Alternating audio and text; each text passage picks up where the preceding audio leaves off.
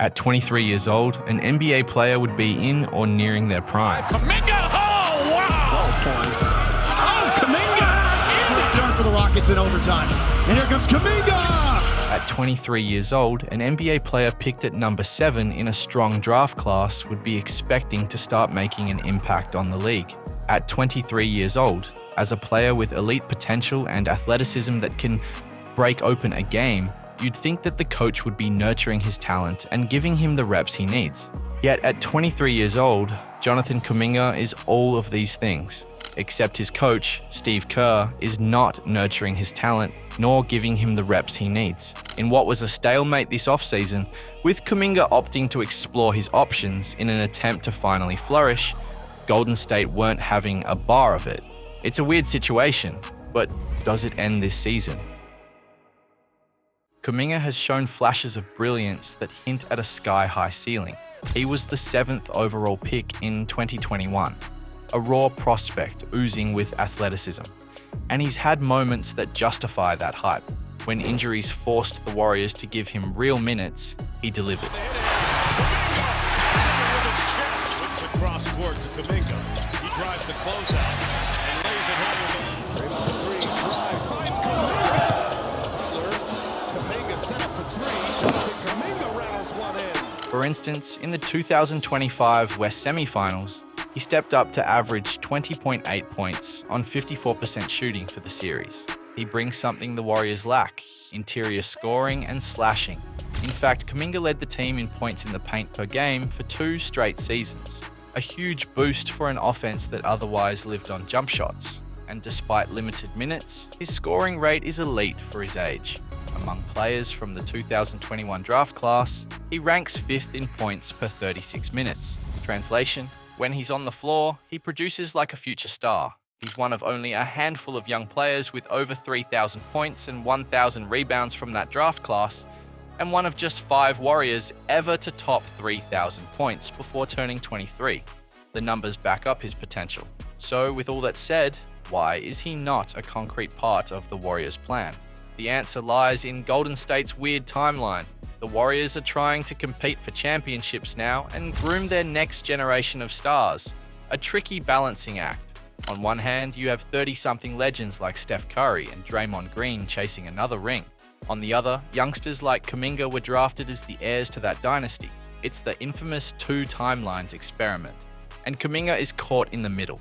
Unlike some of his 2021 draft classmates who are already focal points on young teams, Kuminga is a lottery pick turned fringe rotation player on a veteran squad. He often plays in brief spurts off the bench, if at all, and in last year's playoffs, Kerr literally benched him for 4 entire games of a 7-game series.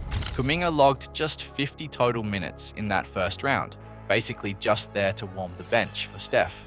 For a player used to being a star in junior levels, this sporadic minor role is jarring. He has openly admitted it's tough to find rhythm with no defined role. It is tough. For any player, it's going to be tough. But what am I going to do about it? If I don't play, it's the coach's decision, Kuminga said about the constant uncertainty. The whole situation seems quite stupid. Why doesn't Steve Kerr play Kuminga more? It might not be personal, but it's clear Kerr doesn't fully trust the young forward. Kerr is a championship coach tasked with winning now, and in his eyes, Kuminga isn't ready to be a major piece of that puzzle.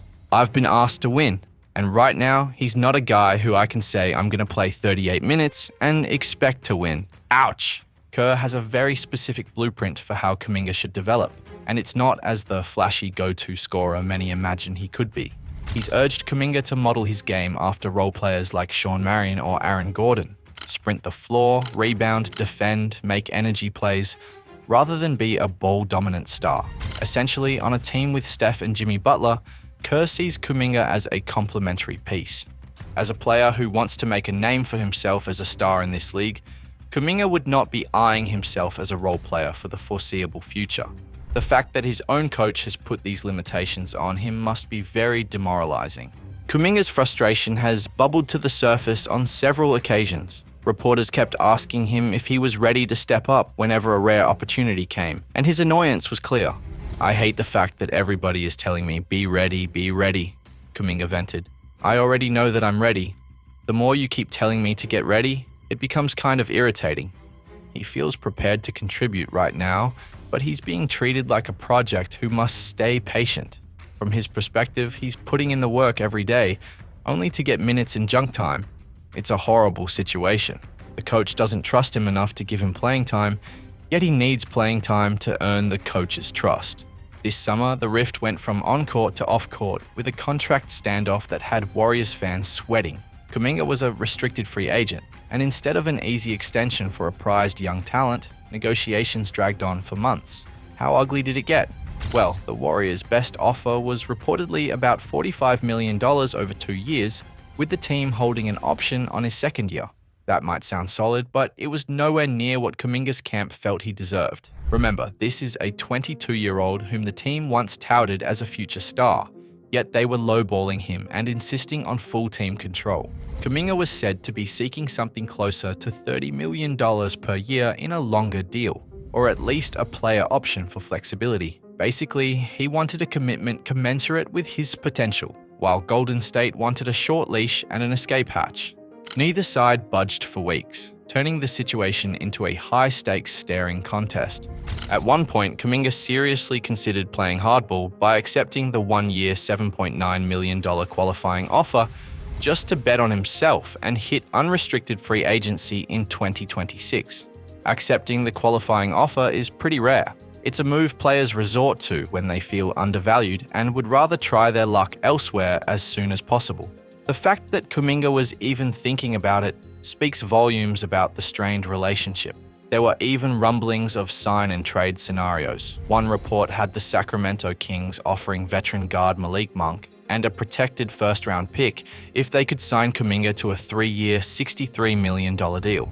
Another had the Phoenix Suns ready to shell out nearly $90 million over 4 years with a player option for Kuminga. Teams around the league smelled blood in the water.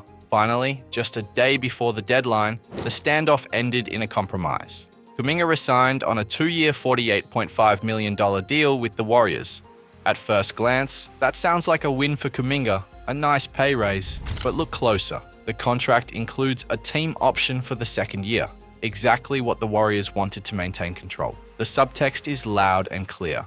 This may just be a temporary truce. Reports say both sides understand the likelihood of exploring trades once Kuminga becomes trade eligible in mid-January. The Warriors might have only signed him to avoid losing him for nothing, but didn't exactly marry him for the long term. The whole saga underscores the central theme. Steve Kerr and the Warriors aren't completely sold on Kuminga, at least not enough to invest in him without conditions.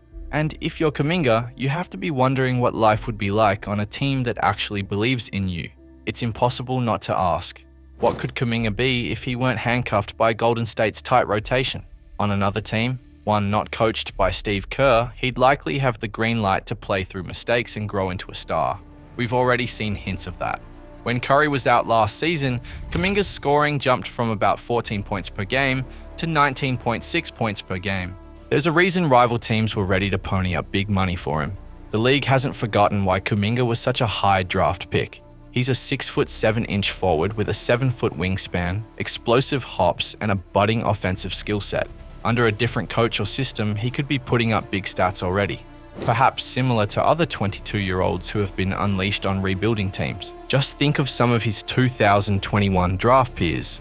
Jalen Green got to shoot at will in Houston and now Phoenix. Franz Wagner is a go-to scorer in Orlando, and Scotty Barnes runs the show at times in Toronto.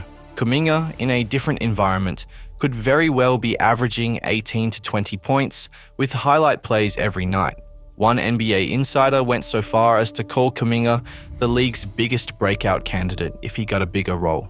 The interest from teams like the Suns and Kings shows that outside the Warrior bubble, his value is still sky high. Those teams looked at Kuminga and saw a future star they'd love to steal away. After all of this turmoil and teenage trust issues, however, could things be finally turning around? The beginning of this season has seen Steve Kerr finally put some faith in the young star, playing him big minutes in games such as the season opener against the Lakers. And he's been performing. What happened in the past couple months for the Golden State coaching staff, who at one point had little confidence in playing Kuminga in big games, to start leaning on him on these hotter stages?